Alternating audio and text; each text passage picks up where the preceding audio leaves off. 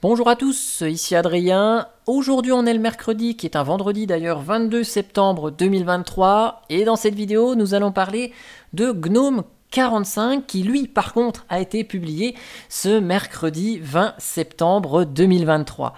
Son nom de code Riga, en référence à la ville de Lettonie dans laquelle cette année a eu lieu la conférence GUADEC. Alors comme d'habitude, qui dit nouvelle version de l'environnement de bureau dit correction de bugs, amélioration des performances, mais aussi, dans le cas de GNOME 40, dans la branche GNOME 40, continuité de l'intégration des applications en GTK4 avec l'ibadwaita également.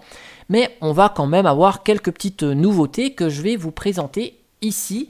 Et je vais vous les présenter cette fois-ci sur une machine réelle, puisque j'ai installé GNOME 45 sur mon système, donc pas de machine virtuelle. J'avais envie de vous montrer tout ça en vrai pour une fois. Vous retrouverez GNOME 45 évidemment dans Fedora 39 ainsi que dans Ubuntu 23.10 qui sortiront toutes les deux en octobre. Et dans les autres distributions Linux dès que les développeurs vous mettront GNOME 45 à disposition. Je vais commencer par un petit truc que je vous explique, je ne peux pas vous le montrer ici, ça va être utile pour les utilisateurs d'ordinateurs portables.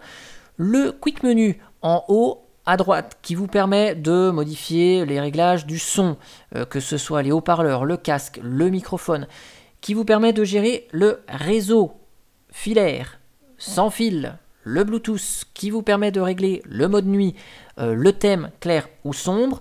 Si vous êtes sur un ordinateur portable, vous pouvez gérer bien sûr la luminosité de l'écran et, nouveauté de la version 45, vous pourrez gérer graphiquement le rétroéclairage du clavier si vous avez un clavier qui fait de la lumière. Voilà, donc ça c'est quelque chose qui est nouveau ici, mais que je ne peux pas vous montrer parce que je n'ai pas de clavier rétroéclairé sur mon PC fixe.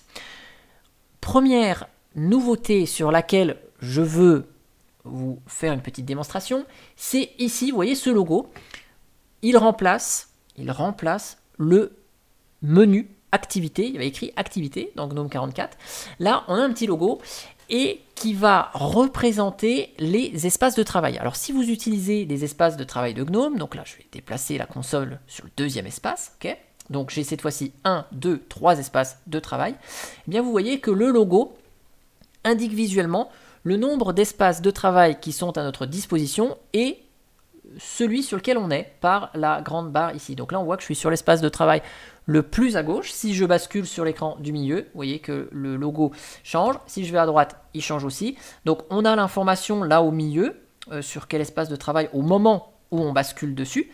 Par contre, là, on a une représentation visuelle de l'espace de travail actuellement utilisé. Donc c'est assez sympa parce que vous arrivez à vous repérer si vous utilisez ces espaces de travail. Et au passage, vous voyez que en basculant de l'un à l'autre, ici, vous voyez que c'est assez fluide.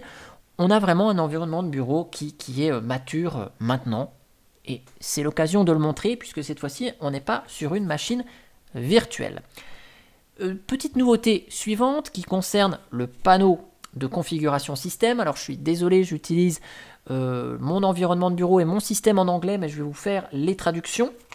Donc dans le panneau de configuration, dans la section à propos, about ici, ont été réunies l'ensemble des informations du système dans ce menu système détail, donc détail du système. On a une petite fenêtre récapitulative ici avec deux colonnes. À gauche, les informations sur le matériel avec la mémoire installée dans la machine, le processeur et la carte graphique dont on dispose, plus la capacité du disque. À droite, dans la section information logicielle, on va retrouver le nom de notre distribution Linux, si on est en 32, 64 bits, ARM, la version de GNOME, le serveur graphique utilisé, X11 ou Wayland, la version du noyau, et ces informations, on va pouvoir les copier ici, dans le presse-papier, et là, si je vous ouvre un document texte, mais peu importe, on va pouvoir les coller, et donc, si jamais vous avez besoin de partager votre configuration sur un forum, par exemple, eh ben, vous avez la possibilité de récupérer ces informations depuis le panneau de configuration de GNOME et les copier-coller sous forme de texte ici. Ça, c'est la première chose que je voulais vous montrer dans le panneau de configuration. Sachez que la vue Privacy, donc vie privée en français, a été également remodelée avec ce système d'affichage. Pour chacune des options, on a un nouveau menu qui s'ouvre comme ceci, hein, comme on l'a vu dans d'autres vues du panneau de configuration dans les précédentes versions. Donc, vous voyez, on retrouve cette navigation et je pense qu'à terme, cette navigation sera totalement harmonisée dans le panneau de configuration. Dans les petits trucs que je ne peux pas vous montrer spécialement, on a la visionneuse Eye of Gnome qui disparaît et qui est remplacée par le logiciel Loop qui n'est pas encore disponible sur ma distribution Linux, donc je ne peux pas vous montrer. Et on a Cheese qui vous sert à vous prendre en photo avec la webcam qui est remplacée par une nouvelle application qui s'appelle Snapshot. Et ces deux applications sont bien sûr en GTK4 et supportent le thème sombre global qu'on va retrouver dans ce GNOME 45.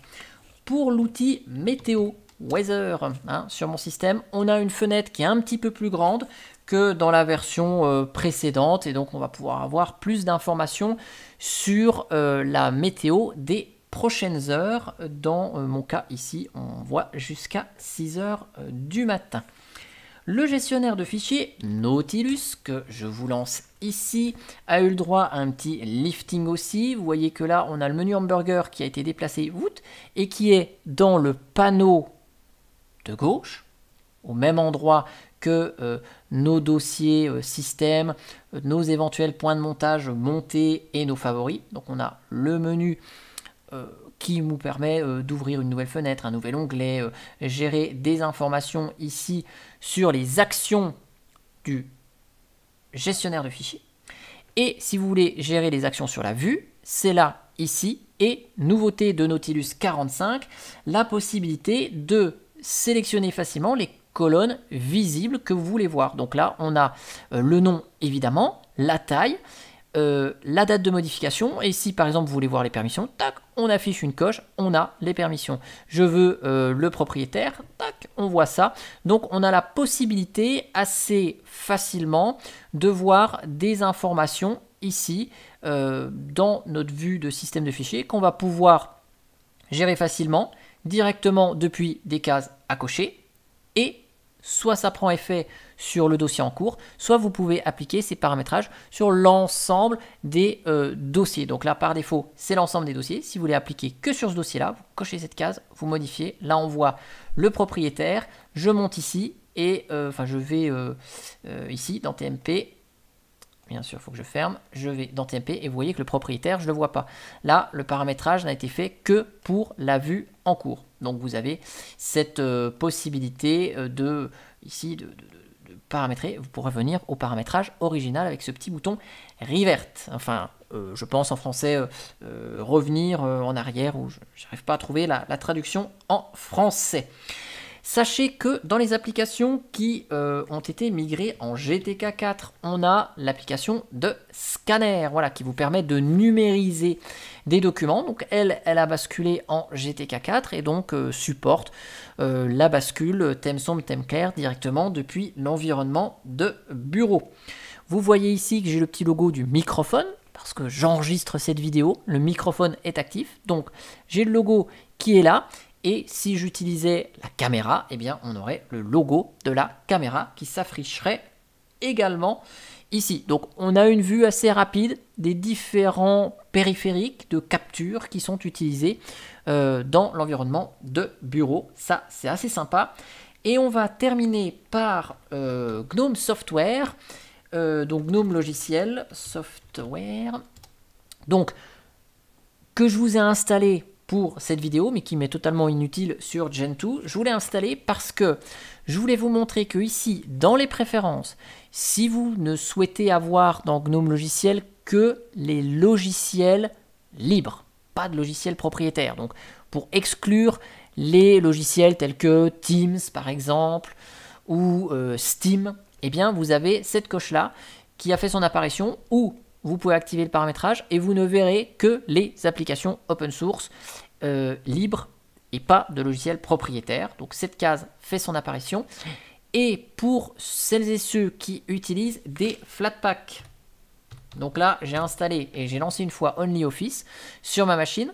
Sachez que lorsque vous allez désinstaller un Flatpak, ici avec la petite corbeille, il va vous proposer si vous souhaitez conserver ou supprimer les données qui sont relatives au Flatpak, les paramétrages de l'application, les données, alors pas vos documents dans le cas de la suite bureautique, hein, mais quand vous lancez OnlyOffice, c'est une suite bureautique, vous allez pouvoir personnaliser l'affichage, changer le thème. Voilà. Donc tout ce paramétrage-là que vous pouvez faire dans l'application, au moment où vous désinstallez le Flatpak, soit vous avez la possibilité de garder ces paramétrages, parce que vous allez réinstaller peut-être plus tard l'application, donc vous voulez retrouver votre personnalisation.